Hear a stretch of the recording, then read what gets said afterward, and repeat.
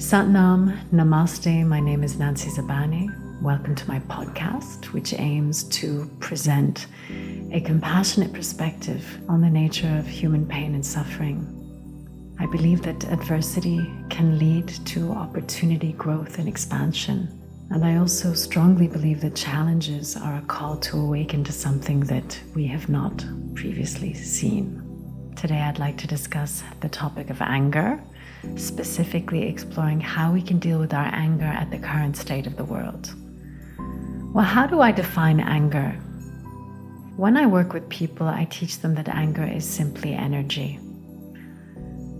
When I begin to treat anger as a kind of fire in my own belly that is a signal to the inner conflict inside of me, I begin to awaken to the possibility that the confrontation has to offer. It took me many years to acknowledge the unresolved anger I held in my body and my psyche. I realized that for many years my anger was connected to old stories that I had never fully processed, reactions that were not commensurate with the person I aspired to be. I used to judge my anger, suppress my anger, and pretend that my anger wasn't there. It was initially difficult to accept that a current life situation could trigger an unprocessed reaction from the past. It was a learning for me to process unresolved emotions so that my responses, instead of being automatically controlled by my past, could give me accurate information about moment-to-moment circumstances. People across the world are angry right now. They are triggered by the endless barrage of conflicts and wars across the globe. The situation in Israel and Palestine is very present for me right now, and hence I feel that it is the most apt conflict to speak about. So how to deal with anger? And how did I deal with my own anger? Well, I learned over the years that anger was often referred to as a secondary emotion because it is almost always a cover-up for other distressing emotions like sadness and fear. These vulnerable places can be quite uncomfortable to feel and tolerate, so we cover them up with anger, which is often then felt with intensity and destructive power in our physical body. And this intensity is also experienced within anger's urge to take action. I personally learned to start dealing with my anger by just recognizing its presence, naming it for what it is, and not judging it for arising, because acting out anger or suppressing anger can be extremely dangerous. I now take the time to feel my anger, and when I can feel something for just 90 seconds, I realize that I'm giving it the potential to transform and dissipate rather than increase. Even if I'm afraid to feel the anger, ironically, this is the most healing response. Doing the opposite will just give way for anger to fester until its inevitable return, often manifesting for me as a kind of depression, as passive aggression, or frustration on another level. So I try as much as possible in my life to see anger as a learning mechanism rather than a way to be reactive. Often anger is a detour in the right direction. And I get curious. I've become curious, in fact, about my anger. And when I look closely at what it brings up for me, anger shows me what can be healed, reframed, or even forgiven. So just as each individual's anger is unique to them, finding the best way to transform this anger is also an individual process. There's no one right way. It is, however, possible to find wisdom and guidance within the incredible tools passed down to us from various traditions. In yogic terms, certain emotions like anger and sadness can be viewed as apanic, and thus relating to the principle of apana, or the outgoing eliminative force or energy. These emotions must be released somehow. And if we deny or internalize their associated sensations, we may fall ill in some shape or form. So even though shouting at the top of our lungs, slamming doors, storming off, putting a really aggressive social media post out seems like a less time-consuming option for dealing with anger, these reactions will never allow for a true cathartic shift to take place. Rather than connecting with anger's urge to hurtful action or anger's primal bodily feelings, I relate to whatever deeper message it has to offer. This shift then frees me to grow through release and even transform my anger, and in so doing paves the way for deeper access to my potential. A more active and immediate method for dissipating anger and finding the calm within, for me anyway, comes from Kundalini Yoga. Unprocessed emotions are stored in the body. Kundalini Yoga is a powerful tool to help dislodge negative emotions stored there and transmute this energy into higher frequencies. So what I want people to know is that they shouldn't be afraid of getting angry. They shouldn't be afraid of releasing those strong emotions. They shouldn't be afraid to cry. They shouldn't be afraid to shake, to move, to just allow this possibility for transmutation in the body. Very often people will come into a Kundalini Yoga practice and they find themselves actually getting angry. They don't really know why.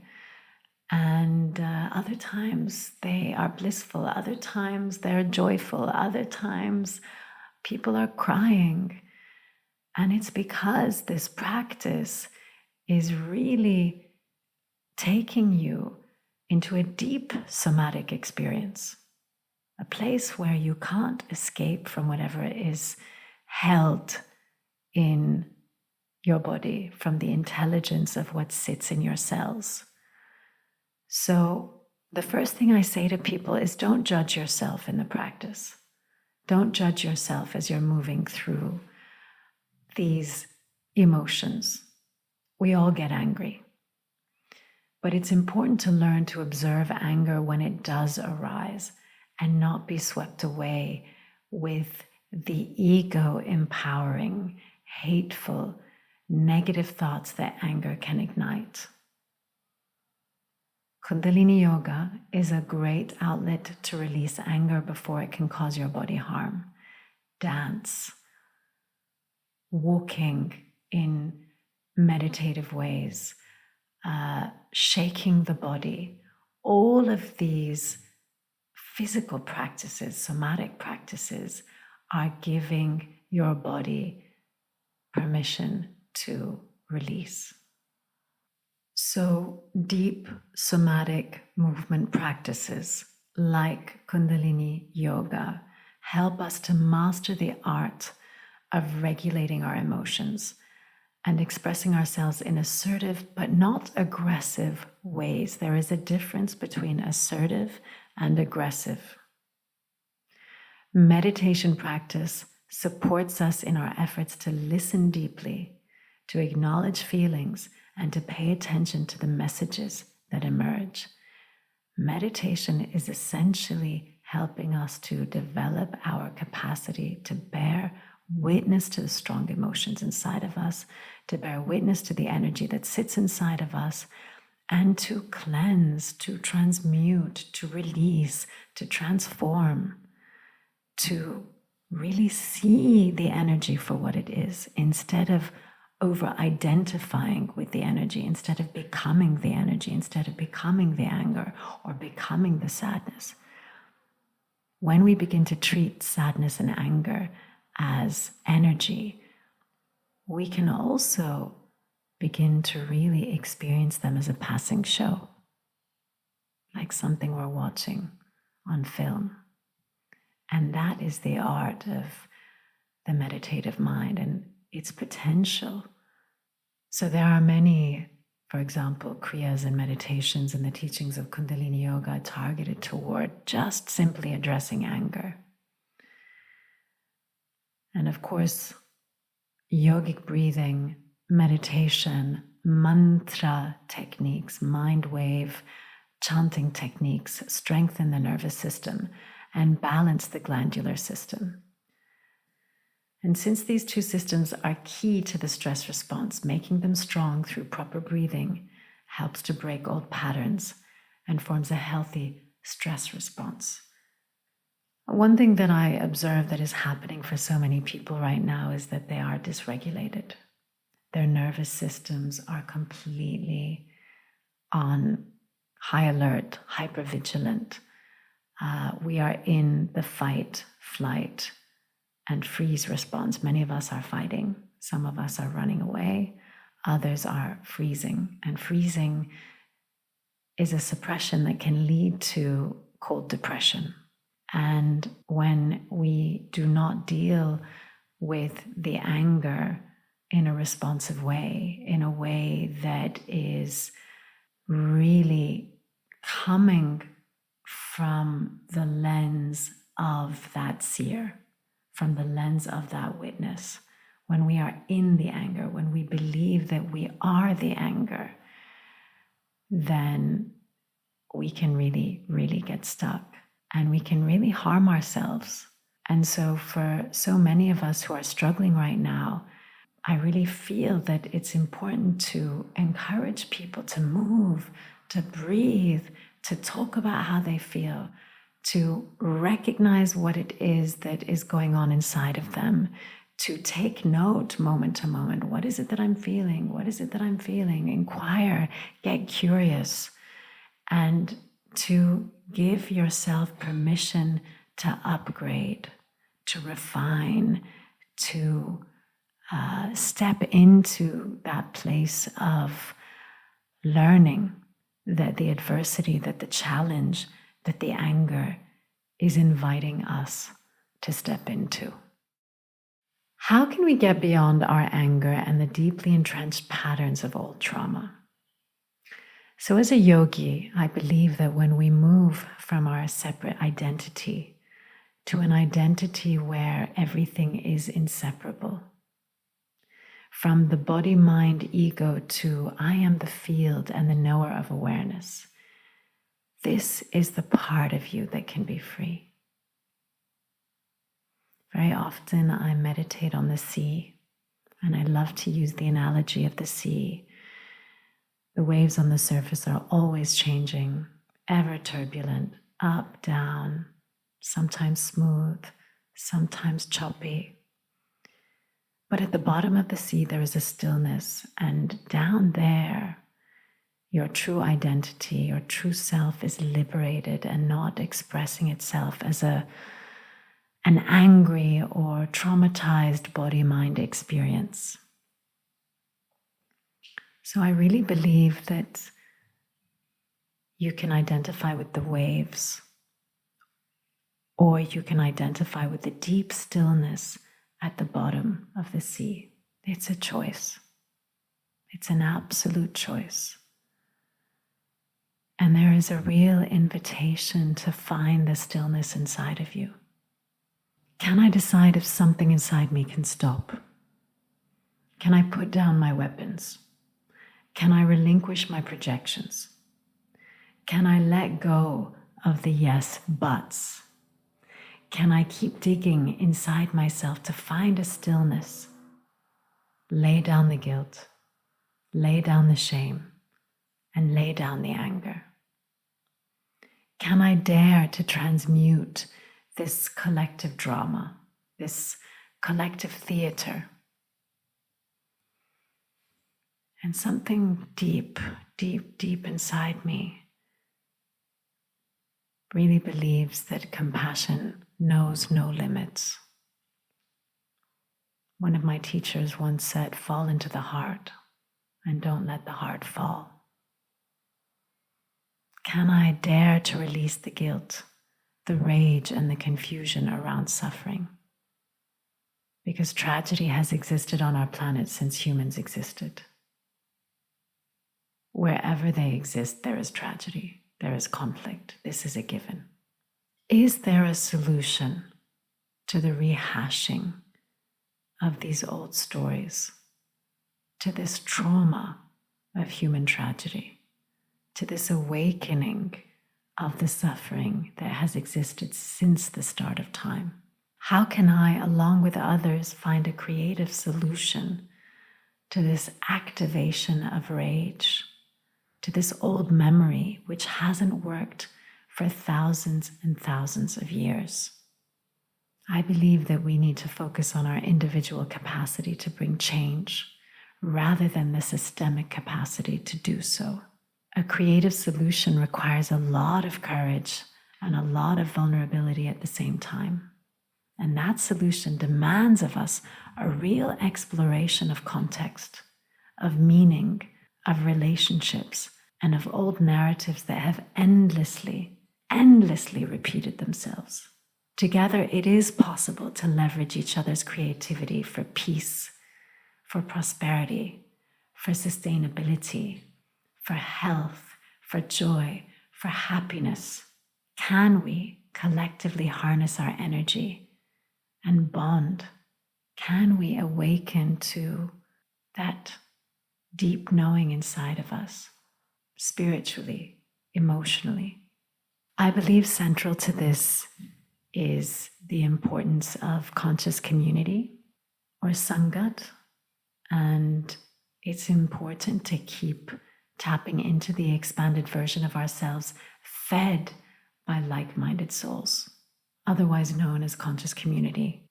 And that means that I find myself in circles with those who seek the same thing, who perhaps share a discipline or a peace practice, who volunteer with me, who work toward a cause, who donate to the same charities, who believe in many of the same things. Is it possible for us to create such communities in our lives? So, really very, very important to harness the power of conscious community and conscious collectives. I also believe very strongly in the power of seva, which literally translates to selfless service, to identify through empathy, through compassion, and through love in action. There are endless possibilities for engaging in what is also known as karma yoga, selfless service, selfless giving. And this is also one of the quickest ways out of the neuroses of the mind. To contemplate the one thing I can do every day for somebody else. And then there is Simran, the remembrance of my spiritual identity, the remembrance of my true nature, or of our true nature, this deep memory of our interconnectedness, of our inseparability as human beings, a memory that goes beyond our conditioned separate mind, and it's the memory of the whole. When we live in this remembrance, we recognize that we are entangled in both our joy and our suffering. So in the immense anger that I feel, the suffering, the tragedy, can I step back and challenge myself to bear witness to the bigger picture? A bigger picture that is much longer than the history of this human tragedy. To develop that capacity to witness, to see as the Creator sees, that all is well in some shape or form, and that there is divine perfection in the current reality, and an intelligence that goes beyond our conceptual thinking mind. So why do souls, for example, choose to incarnate where they do? Some in the midst of a hell on earth, some in the midst of a prison, of a war, into the back streets of big, dirty, polluted cities, into families filled with violence and abuse, into war zones, and why others into luxury and privilege and comfort. So why did I incarnate where I am, as I am? One thing about being the witness that I must stress is that it is not an invitation to turn a blind eye. That being sensitive to the waves of human anger and rage and suffering is not to turn away or shut down, but to really refine and upgrade and polish that part of me that already knows what to do. So coming from this place that the Creator is not against us, but that is in fact for us, that all is laid out for us, and to really fully grasp the nature of that opportunity. That if there was no suffering, we would not wake up to compassion. If there was no crime, we would not know forgiveness.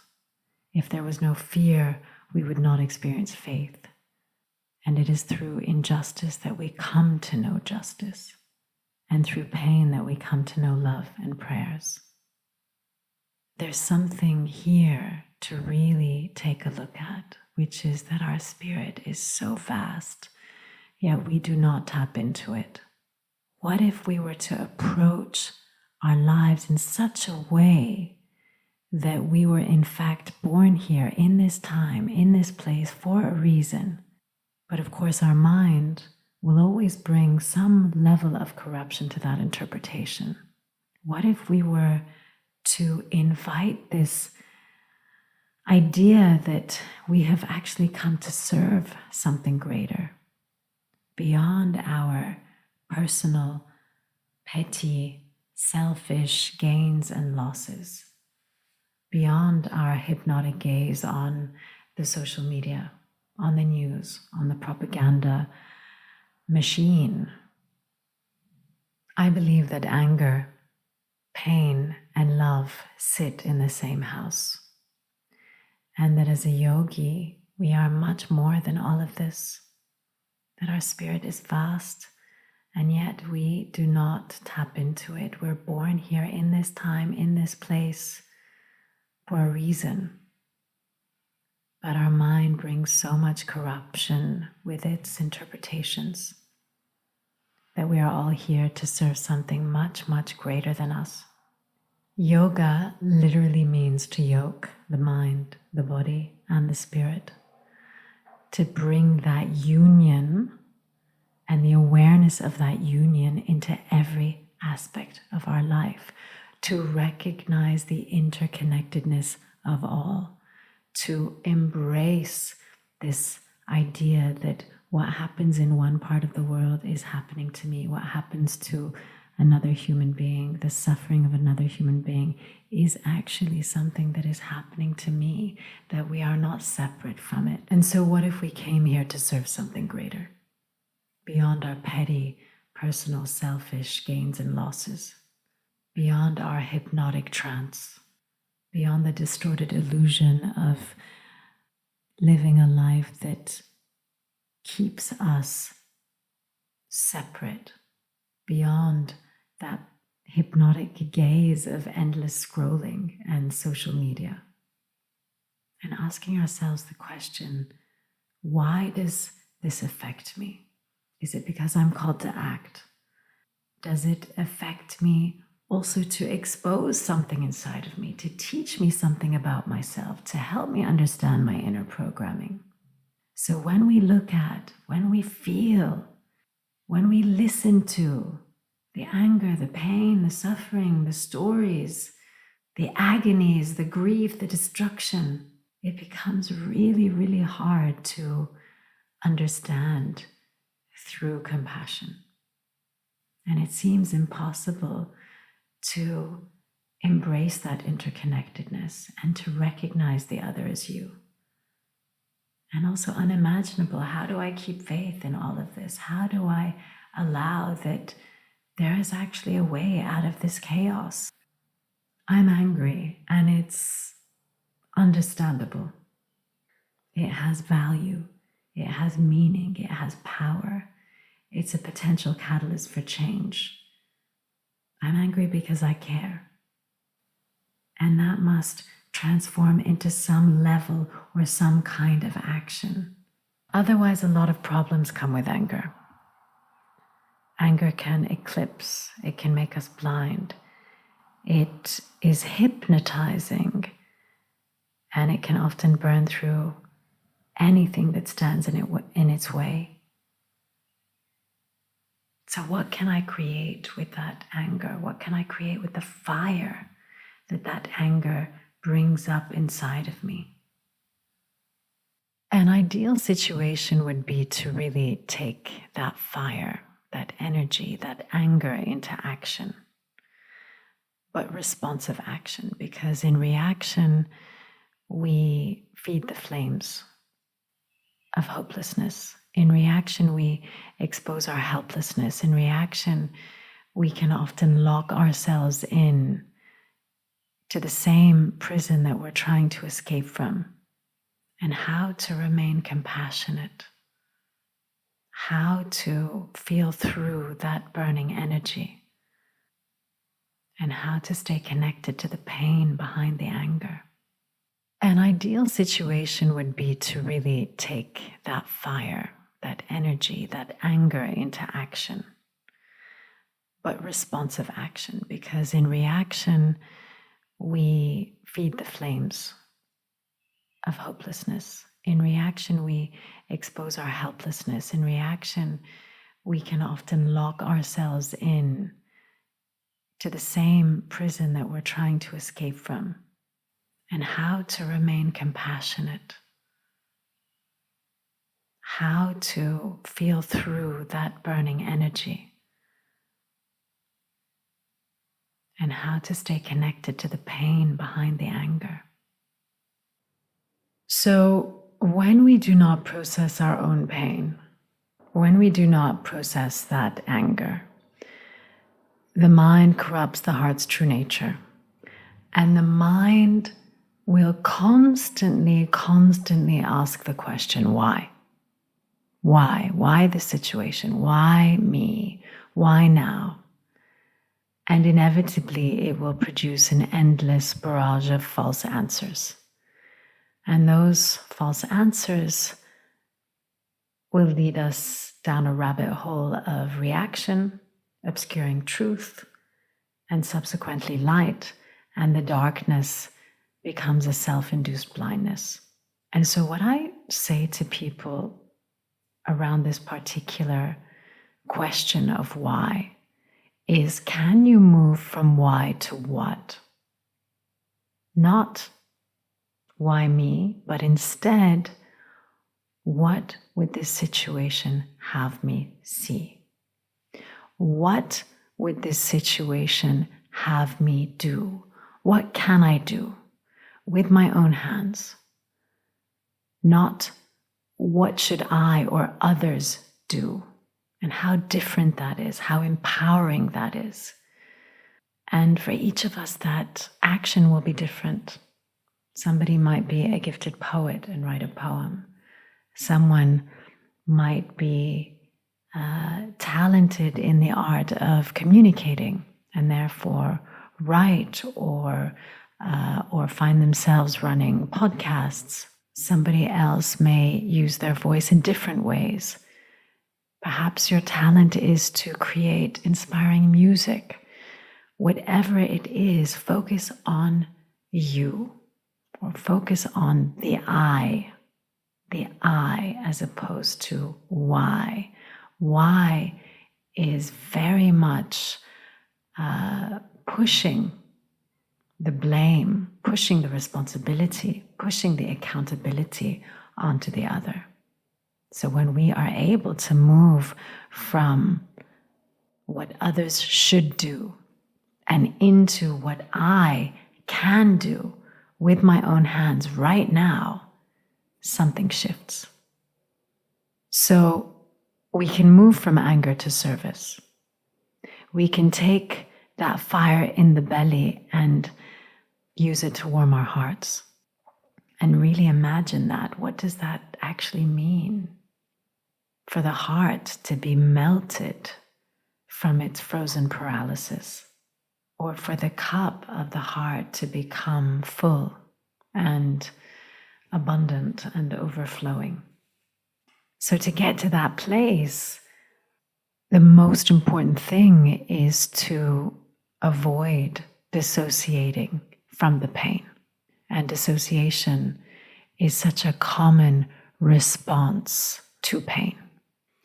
Dissociating from the truth is a flight response to the intensity of the pain, a defense mechanism that creates filters to make life feel more manageable. Some may find silence safer than confronting the world's suffering, for example. Others may find that actually speaking endlessly about it is their way of dealing with the pain. And we all have different ways and capacities to address pain and to address the suffering of the world. And it's important to acknowledge that everyone grieves in different ways. Some people do sink into despair and defeat and desperation. They might convert the fire of their anger into self-destructive patterns. And this can end up in a sort of like living suicide, where what ends up happening is we switch off every part of our authentic being, every part of our authentic truth, completely dissociated and numbed out. And we know that this is done through countless escape hatches and addictions.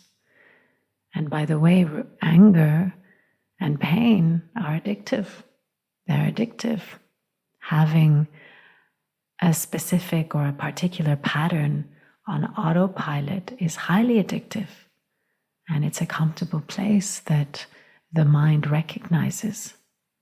And so it keeps taking us there. And it takes us there to take us out of that pain, of that anger, of the feelings that are too uncomfortable to bear. So when we become so numbed out, this is also known as cold depression because it can be so debilitating that we are frozen. So hurt, betrayal, pain, grief, anger, trauma, all shows you that you have a heart. And within all that is the simple truth of the pain that goes with our human existence, which cannot be avoided or numbed through blame. Pain is when your nervous system is being asked to take on a new level of experience. Even ecstasy and bliss can be painful when we are not acclimatized. My wonderful teacher, Shiv Charan Singh, said that to love is to feel the pain of the heart. This is inevitable. It goes with human existence. The challenge is to always have the love, just that little bit stronger than the pain, just that little bit bigger than the pain.